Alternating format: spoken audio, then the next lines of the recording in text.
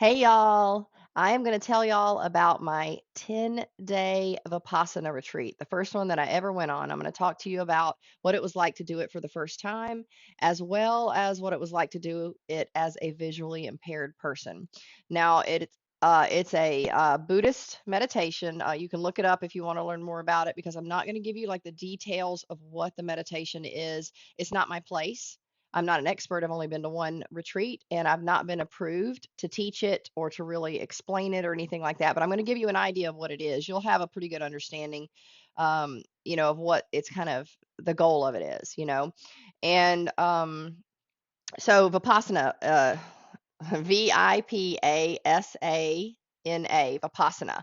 Also, the next word you might want to look up is samskara. If you're unfamiliar with what samskaras are, it's the wheel of suffering, the wheel of dharma, in the Buddhist tradition or teaching. Also, if you're not familiar with Buddhism, look it up. It's not really a religion; it's a practice. So it's really kind of anybody can do it. It doesn't take away from your spiritual beliefs. It's a practice about how you live your life and your mindset and everything.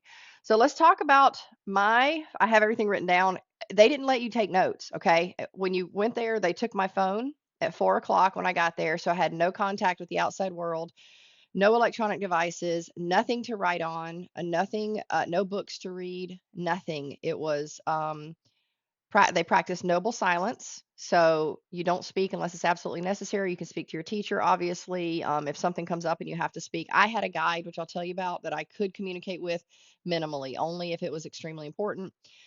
But I couldn't take notes, so it's not like you could sit down at the end of the day and write your thoughts and your experiences. So I had to go back afterwards and try to pull these 10 days together and try to remember, like, did this happen on day one, or was it day two, or stuff like that. And it's going to be jumbled, that's just the way it is. But hopefully at the end I'll have pulled all the information together so that you will at least have gotten as much information as I can remember.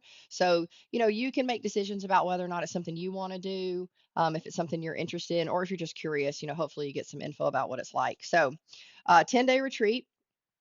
And you have to go, if you do it for the first time, you have to do it for 10 days. Uh, I signed up years ago and got approved. So you have to be approved. They're very particular about who they approve. And also, they want to make sure that if you have any psychological issues, that, you have those under control or something like that, because people can lose their minds there. And I get it. I'm going to explain it to you how it kind of all unfolded for me too through that process. I applied a few years back, got approved. Some other friends got approved with me. The retreat center that I chose is near my home. I'm not going to really tell you which one it is. You can choose your own retreat center. I think they're kind of all brother sister facilities. So, um, anyway, I got approved. The other people who got approved with me then canceled. So I had no way to get there. I can't drive, right? I'm visually impaired. So I had no way to get there. So I had to cancel. So I decided I really wanted to go. I've wanted to go for years. So I decided to apply again. I got in and now I'm married. So I was just going to make my husband drive me, but now they have a rideshare program. So what you can do is you say that you want to share a ride, and then you go into their site where they have the rideshare site once you're approved, and find people who are in that program. So I found people that were like around me or passing by me, and I emailed them. And then I got replies back, and I found Maria. Maria is like an hour away from me, and she said she'd drive me. So my husband drove me over to her, and I rode with her, and it was great. This was her third Vipassana. So I got a lot of good information from her, but obviously, just like what I'm going to do for you, she didn't give me all the details because it's not her place. And it also kind of takes away from your personal experience. You don't need to build ideas really about what it is. You need to have the experience if you want to have the experience. But we had a lot of great, wonderful conversation. It was a great ride. And I know the universe really took care of us to put us together for that. Um, let's see here. Okay. Okay, before when I got approved, okay, I couldn't completely fill out the application online.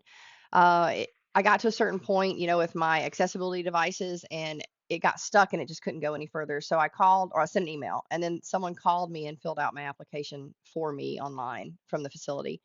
And then after my application went in, my teacher called me. Apparently, that's not something that's normally done, but she called me and we talked about my needs. and my experiences, and basically that, I would need someone to help guide me, especially when it was dark. I would need someone to help me with food, things like that. So she said she would work that out for me, and they did, and I'll tell you all about that. And so, found a ride. Okay, what did I pack? Okay, so you're there for 10 days. They only have primitive laundry, which means you wash your clothes in the sink and then you hang them on a clothesline. A lot of the other people that I spoke to when I got there, they brought 10 outfits. I decided I was going to bring 5 outfits. And I did do 2 loads of laundry while I was there. And it was loose, like joggers, loose pants. You have to have loose, modest clothing, and t-shirts is what I brought. And then I brought 2 pairs of socks because I just didn't think I'd need them. I should have brought more socks because I ended up having to wash the socks, and it takes 2 days for socks to dry, by the way, unless you put them in the dryer. Because it's really cold in the meditation room, and also it did get cold, and I did need socks. So, but I did laundry twice. The first time I think I did 4 outfits, and I put them in the morning on the clothesline. In the evening they were dry. The second time I did 3 outfits, and it rained that day, so they got halfway dry. And then I brought them in and hung them up around my room, and they dried the rest of the way by the next day. So I also make sure I brought my vitamins. I brought my yoga wheel because I knew I would be sitting in meditation for hours and my back and my neck was going to hurt. So I brought my yoga wheel. You're not allowed to do yoga. You're not allowed to do anything physical. The only thing you can do is a little bit of walking and some gentle stretching. They don't want it to interfere with the process of the meditation. I brought an extra pillow. I brought a quilt, all my shower stuff, all my bathroom stuff. They provide a pillow and a blanket. And in the email, it said, don't bring, they have sheets, but I thought about bringing sheets. And then when I got there, they said, did you bring sheets? And I didn't. And so, but they gave me sheets. So bring your own sheets. Okay. At arrival, it's in the woods, y'all. It is in the woods, like where I grew up in the woods. And that's great, in the way back there. There's a little pond. There were standalone buildings. So first we got to the registration building, and then the dining hall was off a little bit. Then the meditation center, and then there were dorms. So there was the female dorms over, like if you're facing the registration center, the female dorms were off to the left and away in the distance, and then the male dorms were off to the right and then away in the distance. So they had like I think 50 men and 50 women. We were all together in the beginning, and we did registration. So we came into, we filled, oh, that was it. We filled out our applications when we got there. So as soon as I walked in the door, Maria and I parked, and Maria walked me in. I had my white cane. I can't bring Gabriel. It's just not possible to bring a guide dog. For those of you visually impaired people who have a guide dog, it's not that they're going to say no. It's just that it's not possible. I mean, you're meditating 9 to 10 hours a day. Yeah. And the meditation hall, there's not a lot of space. And the whole idea is you have noble silence. You don't distract other people. You don't need distractions from what you're doing. And if you have to take care of your guide dog, it's going to distract other people and it's going to distract you. And the guide dog's going to be miserable sitting around doing that. So it's just not possible to bring your guide dog to an event like this. So I had my white cane on Maria's arm. As soon as we walked in the door, somebody came over. Hey, are you Jennifer? Of course, I'm the only blind person. So she said, we have a helper for you. Her name is Tao. I'm going to go get her. So she went and got her. She's a little Vietnamese woman, a doll. Okay. And she filled out my application for me. We went into a private room because they ask a lot of psychological questions. They're making sure you're not going to lose your shit, right, in the middle of the whole program. And so Tao was going to be my guide. She was going to be my guide. And so she took me to my room. Let me make sure I'm not skipping anything. Yeah, she took me to my room, and I had a private room. So I had my own bathroom, my own bed, and Tal was in the dorm room that was right next to me. So she had a bunk bed, but it was all to herself. And the deal was, like if I was with someone else, I can't see them clearly, and then I wouldn't be able to we wouldn't be able to communicate, that we might run into each other or something like that, or where's their stuff in the bathroom and all that kind of stuff. So it made more sense for me to have my own space so I could move around freely and not have to communicate with anyone else. But Tal was in the room right next to me, so that she could support me and help me with anything. All right, so let's see, registration, my room, all together. I already said that. See, like I said, it's going to be jumbled around. So thank you for your patience. Okay, we went, let me see. I unpacked. Then we went to yeah, she gave me a tour like took me around and gave me a little tour of everything. And I was right in the middle. Like the dining hall was off to the right, the meditation center was off to the left. It was perfect. Um, we were still able to talk to each other for a while. So I met with Maria, who I rode with, got to hear about her room, talked to a few other people, chatted with a few other people, and Tal and I got to really chat, and we got to figure out how we were going to do this. So basically, noble silence. So we can't have communication unless it's absolutely necessary. Um, so she was just going to guide me, and then we were going to be silent. And so we just kind of worked out what we need to do because I couldn't. They had a schedule on the wall, but I can't see it. Normally, what I would do is take a picture of it with my phone, but I didn't have my phone, right? So I couldn't do that. So her we decided that she would knock on my door at 10 minutes before anything that we needed to do. That way I would have time to get ready, and then I could I had a battery powered clock, and I'd look at that clock and meet her outside. So that's what we figured out. And let's see here. All right, so at I think it was dinner time, we started Noble Silence, or after dinner, and then we went to meditation hall, and we sat in meditation, and then we started, yeah, then we started Noble Silence. I can't remember if we had a Dharma talk that night or if it was just a talk with our teachers, our teachers talking and things like that. I think maybe it was a Dharma talk. But we started, I believe that night we started Anapana meditation, which is focusing on the sensations in your nose. And you may have done this if you've done meditation, you may have done something like this. I teach this already, but just focusing on sensation in the triangle of the nose area. We actually did that for 3 freaking days. Yeah. So, okay. Why noble silence? Meditation and communication does not go together. So, if you're trying to meditate, you're trying to get deep, you're trying to figure out what's going on, you're trying to get control of your mind, your body, whatever it is, then communicating with people. Hey, baby, come here. Marigold. Communicating with people, and it's going to interfere, and it's going to interfere because people are going to have opinions, people are going to have input. People are going to start to get, especially weaker personalities, are going to start to get pulled, like, oh, well, she said this and I should do that. Or why am I not doing this? Or how come this isn't happening to me? That kind of stuff is going to start happening. They told us to basically pretend that we're the only people there, that nobody else is there. It's just us having the experience. And we can't even make eye contact. You don't look at anybody else, nothing. Okay.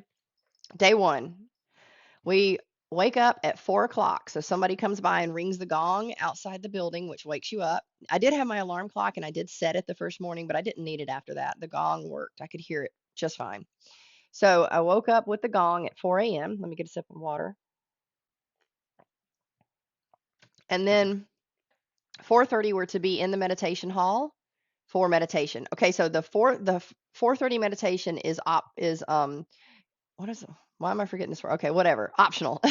So you can either do it in your room or in the meditation hall. You have to get up and do it, but you don't have to be in the meditation hall. But I was in it, I'm in it. So I went to the meditation hall at 4:30, sat on my meditation pillow, which was the first one at the door so that it was easy for me to find.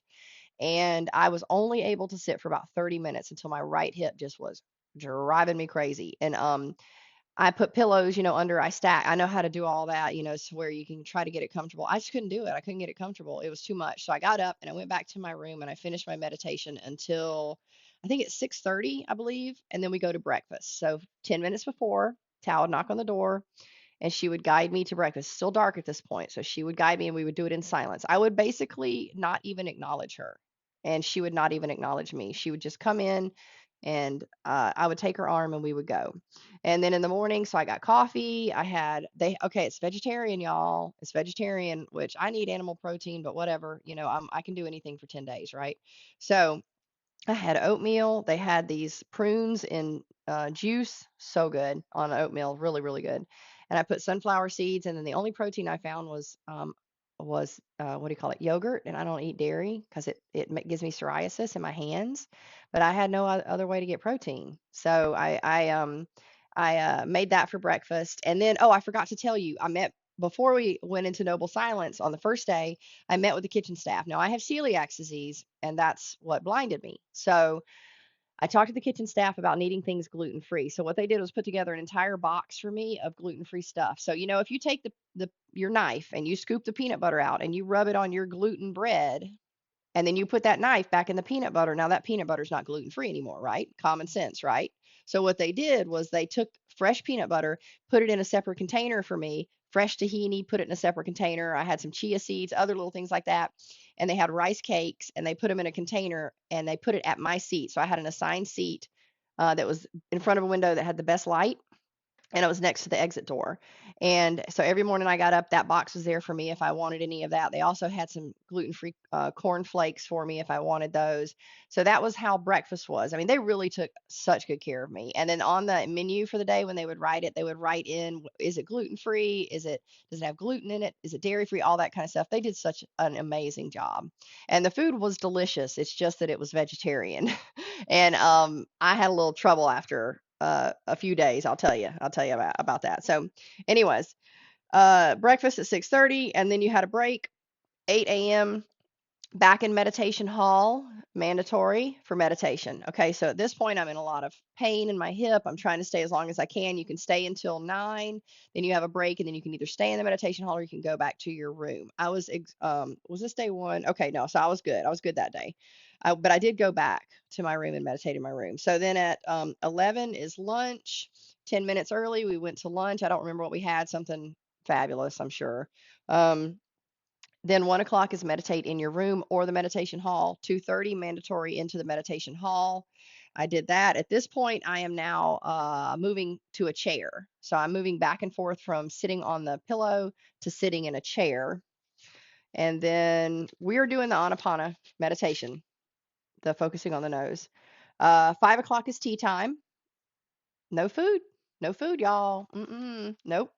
We had some fruit. I had a banana. You can have banana. You can have an orange or an apple, and you can have some hot tea and lemon water. They had lemon water one night. Oh my God! One night they had apple cider, hot apple cider. Oh my God, so good. They did ginger tea too. 6 o'clock mandatory sit. You go back to the meditation hall and sit for an hour in meditation. Then you have a break. Then you have a Dharma talk. So the main teacher, the Buddhist teacher, they have play a video of him doing a 1 hour Dharma talk. And then you have a break. And then from 8 to 9 or 8:15 whenever he stopped. Sometimes it was over an hour of his Dharma talk. And then you meditate until 9 p.m. Then you go back to your room and you go to sleep. So you have a break after breakfast. You have a break after lunch for you to do laundry, to take your shower, to walk, to rest, all that kind of stuff. No talking, no anything. Okay. All right. Day 2. I was so tired. I just felt so tired. I slept. I think I slept in the morning until like 5 or 5:30, and then I got up and did the meditation. Then I took a nap after breakfast. I took a nap after lunch. I was exhausted. I was. Yeah. Day 3, I was sick of it all. Day 3, I was done. Okay. So I was like, because all we were doing was the Anapana, and I was like, is this it? Is this it? I'm going to spend 10 days doing this shit. And I've been here, I've been doing that meditation for years. So I'm going to spend 10 days doing this. What have I done? And then we went into the, was it the 9 o'clock? I think it was the Dharma talk it was the Dharma talk at 9. And he said, you come back tomorrow, day 4, and you learn Vipassana. So I was all excited then. Okay. So now I was meeting with my teacher every day, talking to her about, you meet with your teacher after lunch and you can sign up, to talk with her. And I was talking about, what I was feeling, what I was going through, stuff like that. And she was giving me guidance. Okay. So day 4, let me see here. So we learned Vipassana at the 2:30 sit. So the morning was normal. Then at the 2:30 sit. So um, it was funny because, you can't look at each other, but, everybody's kind of looking at each other's feet and stuff like that. But I'm standing outside the meditation hall and we're getting ready. Okay, so we went in first at 2:30 and we did a meditation and a Dharma talk. And then he said, okay, you're going to take a break and then you're going to come back and you're going to do 2 hours of meditation. So be prepared for 2 hours of meditation when you learn Vipassana. So we all took our break and we came back and we were all outside the meditation hall. It was like a football team getting ready to go into the game. We're all like, yeah, stretching out, and hopping up and down and everything. And everybody was doing it. Everybody was stretching out their hips and just getting ready. We were getting ready. And then we all go in, we're all psyched up. Let's go learn Vipassana. So we go in and he guides us through it. And it was about a 1 hour guided meditation. And what it is basically is you are focusing on the sensations of the body. So you are tuning into and getting focused on those sensations and training your mind and your body to not respond. So let's think about an itch, like you get an itch. You're just sitting here and all of a sudden your arm starts to itch. Why is your arm itching? You're not getting bit by a bug. You're fine, right? It's your body trying to pull you into some sort of pleasure. So it's trying to make you soothe yourself because when you scratch, right, it feels good, doesn't it? Right? Oh, I lost my video for a sec. Sorry. It feels good to scratch. So um, when you do that, you're being pulled towards a craving. Or say you're sitting comfortably, right? And then all of a sudden something starts to hurt. Well, there's really nothing wrong, not necessarily. So the idea is to observe that sensation and then it will pass. So it's training us to not be pulled towards cravings, not be pulled towards comfort, and not be pulled not pull yourself away from pain. Sorry, I got to get some more water. And there's a certain way of doing that through the body. There's a certain way of focusing, and that's the Vipassana. Um, Also, what will happen is your emotions, everything, your memories, things like that will start to come up. They will start to come up. Um, Memories, feelings, things like that. So day 5, a lot of anger came up for me. And it was stuff that I thought I hadn't even thought about, like stuff I didn't even remember, honestly. And some things that were current, but most of it was past stuff, like when I was a young woman who was powerless, right? Now I'm 50 years old at this time, and I have a little more power and I don't take as much crap and I know how to defend myself and protect myself a little bit better. And back then I didn't. And so a lot of that came up. And I went to my teacher and I was like, I am feeling so much anger today. And she said, congratulations. And she smiled, nodded. And yeah, so she said, just let it come up. And the whole idea is as soon as you're off, you're down that rabbit hole with that thought, that memory, you as soon as you recognize it, you stop and you observe it. You observe it. What do you feel? And then you come back to the Vipassana. And so the idea is that as you pull those up, you're releasing the samskaras. And so that's the whole idea is that they come up. They come up, you observe them, and they release. So you release that samskara. Um, let's see. I was having a lot of difficulty sleeping. I told my teacher that, and so I'm hungry. I'm a pitta. I was hungry, and so she said that I could have something to eat. So I got some peanut butter and some rice crackers, or rice cakes, and I took them into my room. And after 9 o'clock meditation, I would make me a peanut butter rice cracker and I would eat and I would eat and I would sleep a lot better, but I still had trouble sleeping. I had really vivid dreams, really vivid, uh, good dreams. None of them were bad. They were very good and very vivid, just all through the night. Good stuff, good stuff. Day 6, 4:30, meditated in my room. And then at this time, I'm just sitting in the chair basically the whole time. Oh no, we did find a kneeling bench at that time. So Tao pulled out a kneeling bench and started using it, and I saw her doing that because we were in the waiting room area there that was bright light. And so I was like, "What are you doing?" And she showed me that it was a kneeling bench. So brought the kneeling bench, and so now I'm back and forth between the kneeling bench and the chair. And so they had moved me against the wall at this point, so that I could easily move between those two. A lot of people had moved against the wall because they got to where their backs couldn't take it sitting in meditation for that long.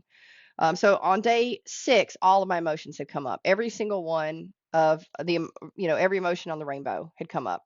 And I was doing, what I was asked and what I was taught, which was to observe the feeling and then go back to the Vipassana. Let's see.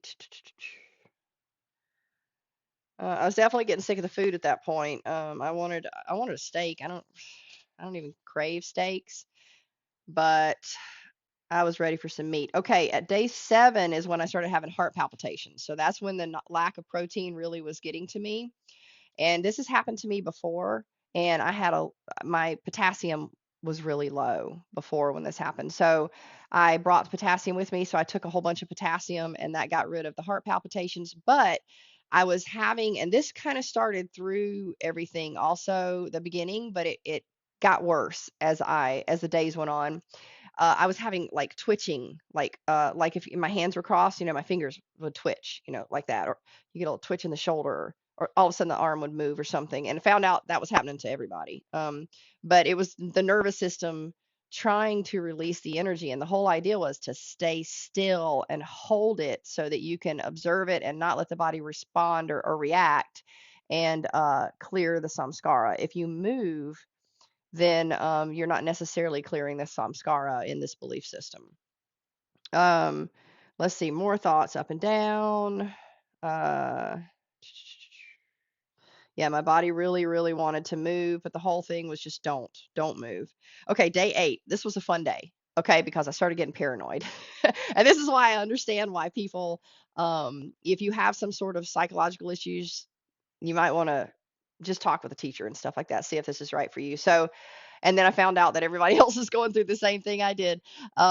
So I started thinking, because my husband left for Dubai for work while I was at the retreat, and so I'm thinking, oh my God, he got a blood clot and died in the airplane, or my little 6-pound Yorkie that's in my lap right now got carried away by a hawk.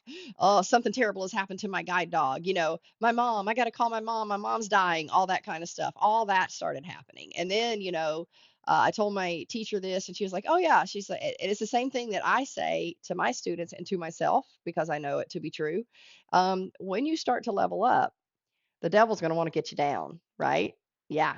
Yeah. So what starts to happen is that you start getting pulled back. You start getting pulled back. Let's pull her back. We don't want her to grow. We don't want her to get better. We don't want her to get healthier. We don't want her to get stronger.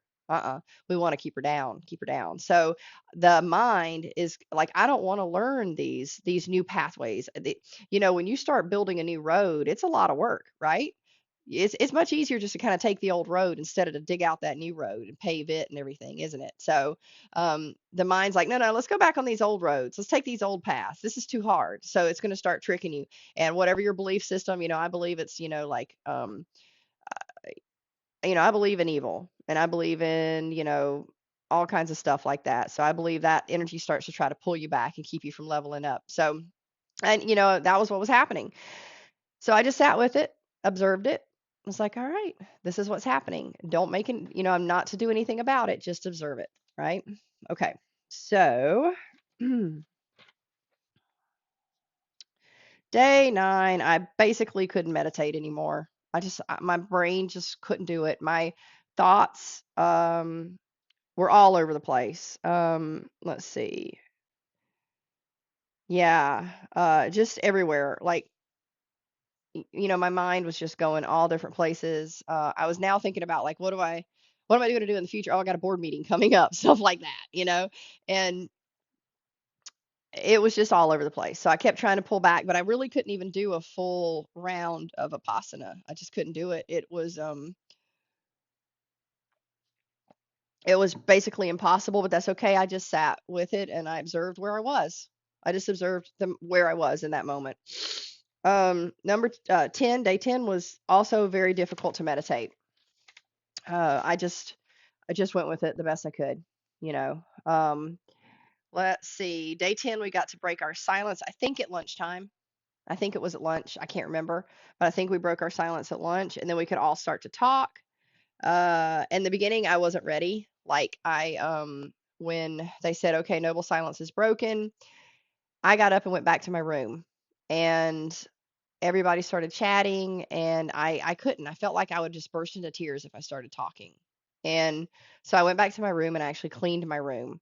I cleaned my floors, I cleaned my bathroom, I dusted everything, and I prepared myself for talking. And I was at this point hearing voices. Everybody was talking, so I was like, okay, I'm gonna be okay. I'm ready. Like after an hour or so, and actually after a little while, I opened my front door while I was sweeping and took all the rugs out, and Maria came to my door. So that's exactly what I needed. I needed her because I knew her. We had ridden together. We'd had that intimacy in the, in the ride there, and that's who I needed. And so she showed up at my door, and we got to talk about everything. We still couldn't touch, so we couldn't hug, but we could talk. And that's what I needed. I needed to talk to her first. And so that's when I started finding out that she and I were having the same experiences. And then other people started coming around and they stopped and started talking, and then it was okay, right? Then it felt good, right? And then let's see. So what did we do after that? Um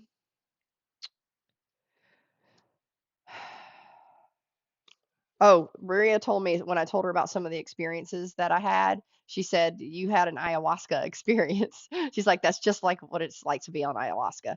And so I wanted to do ayahuasca, but I didn't want to get sick, So I'm glad I got to have an ayahuasca experience without getting sick.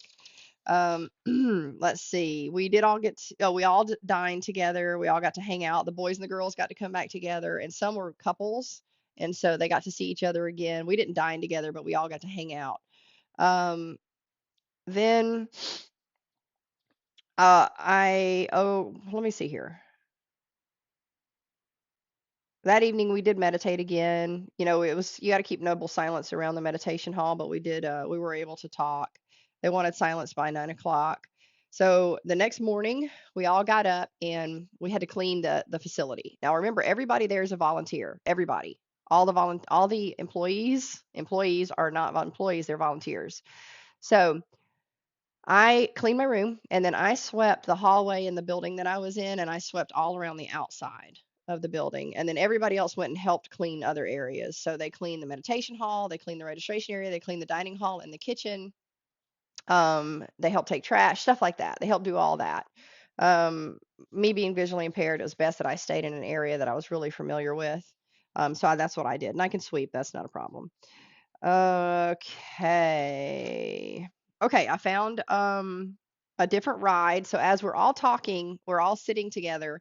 I found out that there's a woman who is going back to Miami, and she was driving right past my house. And so that was better, instead of me going over 1 hour to Maria, that she would just take me to the house. So I rode back with her. It made me sad though, because I wanted to ride back with Maria. Like we had this intimate bond that we got coming up, and it felt like, it felt like a connection, So I wanted to have that time with her again, and I couldn't have it, but that's okay. We're still chatting, and we're going to keep our, having our friendship and keep talking about this. But I was sad, and I was glad and I was sad at the same time. So anyways, I rode back with these people. They were great. Two of them, it was their first time, and then the one guy, he was Vietnamese and Buddhist, and he had done it quite a few times, and he actually went up to volunteer, and he worked in the kitchen as a volunteer. But the other two girls, it was their first time, so we got to have a lot of good conversation about how they felt and and that's when we found out everything I was feeling. They were having the exact same issue, so it was all normal. It was all completely normal. Let's see. I got my phone back. Called my mom first, and I actually got my phone back at like 6:30 in the morning, and I was like, I'm not waiting. I'm calling mom. So I called her immediately, and she answered the phone at 6:30 in the morning. She's like, Jennifer, yeah, I've got my phone. I'm coming home. And she's like, okay, okay. And then I hung up. I texted my husband, and I texted everybody else. Okay, I did not miss not having my phone, other than I wanted to check the weather. Like I noticed I wanted to check the weather and see what it was going to be like. I did want to check my text messages and stuff like that. I wanted to call my mom, I wanted to do that. I want to check on my dogs, but I did not miss emails. I didn't really miss social media either, yeah. So, let's see. So, do I recommend it? I do. I do. I do recommend it for anyone who's serious about self-development and study. If you're serious about figuring out what's going on with you and dealing with your crap, um, I recommend it. Obviously, if you've got psychological issues, whatever those may be, I'm not an expert on this. but they do talk about it repeatedly in the applications. They talk about it online. And I can see, like on day 8 when I started getting paranoid, but I knew what was happening. I knew it was happening, and then my teacher told me what was happening. And but would you be able to handle that? Like that kind of stuff. So you just kind of think about that. But if you're serious about like stopping your samskaras and trying to do better with your life, understand yourself, get more control over your mind and your body, and your responses and your reactions, your thoughts, your feelings. If you want to be in more control, this is great. It really is. I highly recommend it. I do. I highly recommend it. Let's see here. Let's talk about Tao. Oh my God. Okay. As I get all kind of weepy when I start talking about her again. But so she's Buddhist. She's in it, and she was up there volunteering. She had already gone, I think, 9 times. And so she was up there volunteering that time. And so I guess they said, hey, we got a blind lady coming who wants to help. She volunteered. And she embodied service. Embodied service. I mean, with no thought of, there's people that when they help and they guide me or they help with something, sorry about that, they help with something, um, there's still a lot of times still that feeling of them wanting me to be really grateful and all of that. And of course I'm grateful, but we're also supposed to serve each other. We are, especially if we're friends, we're family, stuff like that. We're supposed to serve strangers. As far as I'm concerned, that's my spiritual practice. We're supposed to be of service. And a thank you is nice, but here I'm losing my camera again. A thank you is nice and all that and should be given as often as you can, but it's not, that's not the criteria I think for being a servant. Uh so she definitely served me from the heart, and she guided me, and it's like she was intuitive. She was intuitive to my needs. Like she knew what I needed without me having to tell her. And she got me bowing because she bows. Oh, sorry, thank you, like that. She did that. And uh she bowed a lot, I bowed a lot after that. And then uh she never made me feel like uh I was being a burden. And so we couldn't, like we couldn't talk to each other unless we absolutely had to.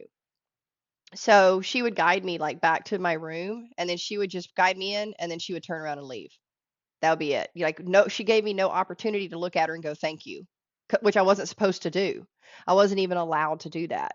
But it's natural for me to do that. But she gave me no opportunity. She put her head down and she took off, things like that. And so she truly embodied the Buddhist practice of service for sure. And I couldn't have done it without her. I couldn't have. I couldn't have gotten around there in the dark and found all that and handled the kitchen and all that. I couldn't have done it without her. So they really did an incredible job taking care of me. And she did just a wonderful job, a wonderful job. Um, let's see. Okay. What did I learn? Okay. I learned that what I tend to do, if you've ever been to my yoga class or anything like that, I tend to move. Like I tend to, say, okay, let's roll the shoulders out and get that energy out, move it out. You feel pain, let's move it, let's get it. Okay, it's in the Vipassana, you don't do that. You sit and you do not move. And if you feel the discomfort for whatever reason, you don't get pulled to it, you don't get pulled away from it. You sit with it and observe it. And so I learned a whole new way of kind of thinking and dealing with emotions or sensations, is what they call them, sensations. So, and I learned to focus on the impermanence of it, the inature. I hope I pronounced that correctly. Inature, impermanence. Everything is impermanent, right? That itch that's painful, that's drawing you to do something pleasurable to make your body feel better. Sorry, y'all. It's drawing you to pleasure is impermanent. If you wait and you observe that itch, it'll go away. It really will go away. And just like most everything else, anger, it'll go away. Pain, it'll go away. Joy, it'll go away. Happiness, it'll go away. All passion, don't be pulled to passion in either direction. observe it, and then watch it just go away. So that's a new way of thinking, and has been useful to me. Definitely has been useful to me. Let's see. Don't be pulled. Oh yeah, it helps you with like obsessions. They say it helps a lot of people with addictions to learn how to not be pulled by that craving. So that's a good thing. Uh, okay, body, the body. I already talked about that. Would I do it again? No, no, I would not. Not a 10-day. No, too much. It was too much. I need to eat some meat. I don't want to be there for 10 days. I would do a 3-day. I would like to do a 3-day. I would like to do some other sits with some other practitioners in the area. They do have sits all around, and they also have Zoom sits. So I'm definitely going to check into that, but not another 10-day. I understand why you have to do 10-day for the first time, but I don't want to do another 10-day. That was that was it. Okay. What's kind of what's different? For me, when I came back, I spoke slower. Uh, I I was a little more deliberate with my words.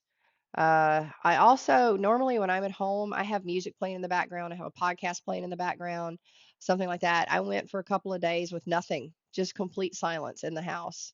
And I've started now again listening to some podcasts and listening to music, but I don't necessarily have to have it. It's fine. Um, but I spoke a lot slower. I was a lot more deliberate, and I'm also more aware of my mind going all these different directions. So let's see. Is this my last page? That's it. That's it. We did it. We got through it all, I think. If I forgot something, put it in the comments or whatever. If I didn't answer a question, it is donation based. Vipassanas are donation based, so you cannot pay ahead of time. You pay after you do the 10 days or whatever limit of time limit you did, and you donate. It's a donation. So there's that. Yeah. So I think I covered it, y'all. I hope I answered the questions. I hope I remembered basically everything. Sorry it was jumbled, but I couldn't write anything down, and so I had to pull it from memory. But don't ask me to teach Vipassana. I'm not approved to teach Vipassana, and I really don't fully understand it yet. But I do already teach Vipassana adjacent meditations. I do already do that, and so if you ever come to my class, you've probably experienced something like it already. But I am a little more in line with that way of thinking now, so I'll probably add a little bit more Vipassana adjacent kind of stuff. So anyway, that's it. Thank y'all for listening. I hope that helped. And yeah, all right. Thank you. Bye.